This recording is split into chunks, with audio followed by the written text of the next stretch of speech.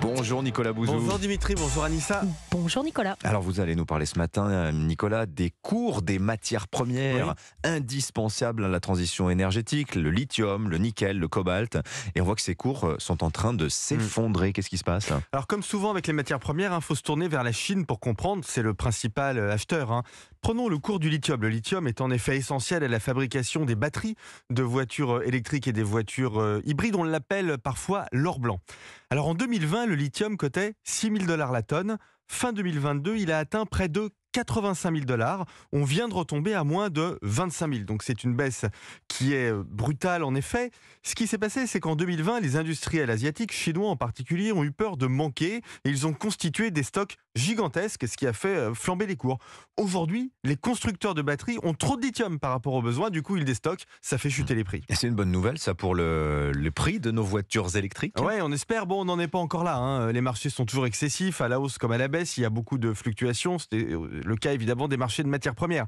La demande de lithium, elle va augmenter de 20% par an dans le monde, au moins jusqu'à 2030, en raison justement des augmentations d'achat de voitures électriques. Pour que les cours restent à leur niveau actuel, assez bas, il faudrait donc que l'offre de lithium augmente de 20% par an, ce qui veut dire qu'on ouvrirait beaucoup de puits, on ferait beaucoup d'extraction et on développerait beaucoup de capacités de raffinage. Alors c'est possible, mais cela demande un effort gigantesque, notamment en Europe. Alors justement, qui sont les principaux producteurs de lithium aujourd'hui? Alors l'Australie, c'est le plus gros producteur de lithium au monde, suivi du Chili et de la Chine.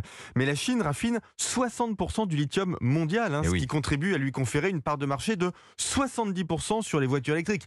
Le pays a créé ses propres filières d'approvisionnement pour concevoir et produire des voitures électriques en toute sécurité. En fait, du lithium, il y en a, Dimitri, mais il faut l'exploiter pour assurer notre indépendance. La Finlande, le Portugal sont prêts.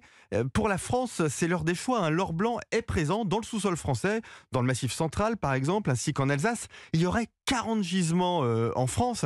D'ailleurs, l'entreprise française spécialiste de l'utilisation des métaux Imerys a annoncé la mise en exploitation minière d'un gisement de lithium. C'est dans l'Allier, ce sera d'ici 2027. C'est un projet absolument colossal, avec à la clé un lithium certes un peu plus cher que le lithium chinois, mais enfin des normes écologiques très strictes.